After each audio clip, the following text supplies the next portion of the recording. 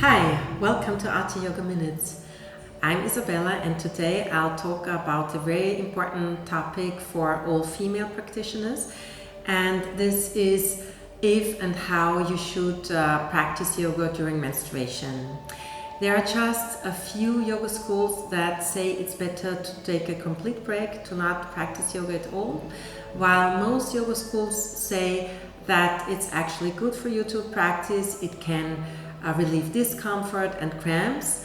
The only thing is that you need to modify the practice slightly.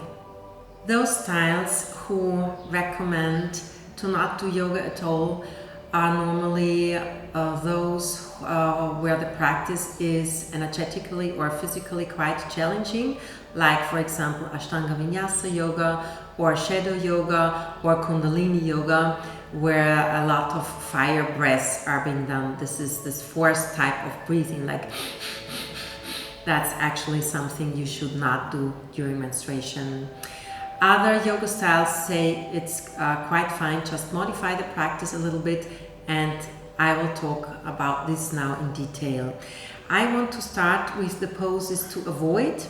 So first of all, I want to mention that you should not do physically strenuous poses a lot. That means if you're in a yoga class where physically challenging poses are repeated a lot or held for a very long time, then just come out of the pose earlier or do less repetitions.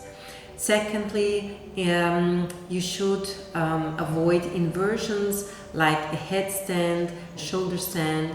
There are different explanations to that.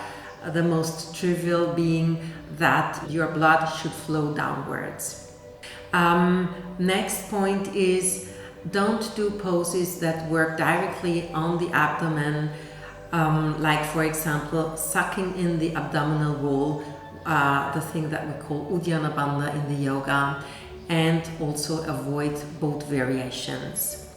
One more point to mention is don't do intense backbends like a full wheel, because this is a physically challenging pose. You need a lot of arm strength and simultaneously you stretch the abdomen, so that's not a good combination. The last point to mention would be in general, don't do stretches so intensely.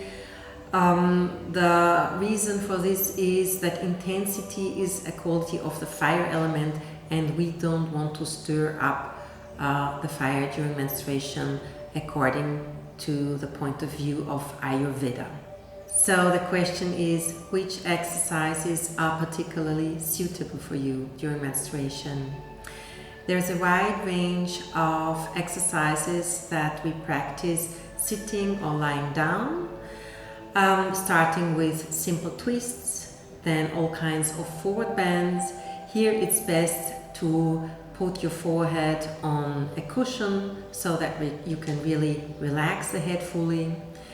Then all sorts of hip openers and also passive backbends. You might wonder what this is. These are poses where you sit, for example, between your legs and then you lie down under a very high surface. This is good, especially if your blood pressure goes down, because the passive backbends help you to increase your inhalation. If you have a headache, it helps to wrap a gauze bandage around your head. This was one of the common practices that we did when I studied with Mr. Iyengar in Pune, and actually I liked it even though I had no headache, but it's just very relaxing in general. Apart from doing yoga exercises, you can of course also support your well-being with special nutrition, but that's an extra topic and I'm not going into this very deeply. I just want to mention one more thing. According to Eastern way of thinking, Indian as well as Chinese, breast care, it's very important. It's considered to be directly related to the ovaries. So one typical thing would be to massage briefly the breasts before showering. In Ayurveda, this is done with a little bit of oil, but you can also do it without. Now back to the yoga. If you feel that menstruation is coming and you feel, for example, a little bit bloated, you can start as early as 1 day before your period starts, and you can do this special program throughout all the days of normal or heavy bleeding. And once the menstruation subsides, you can just go back to your regular practice. I have done it this way for decades. I just did always a gentler practice during menstruation, and I really felt good about it.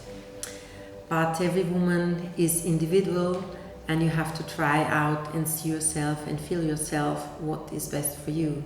If you do yoga and it aggravates a problem that you have, or you start to bleed very heavily, then obviously you stop to practice or you really avoid it altogether. Although I believe that this is the best solution for very few women. I think for most women a gentler practice is a very good way to go. But ultimately, what guides you are your sensations. You really have to feel this. We always teach this in the context of yoga. Go with your sensations, allow your sensations to guide you, and of course this also applies to this very topic. You can use these hints to customize your practice, or you can just use one of the ready-made series, Yoga for Menstruation. Now that you know everything, go ahead and enjoy your practice.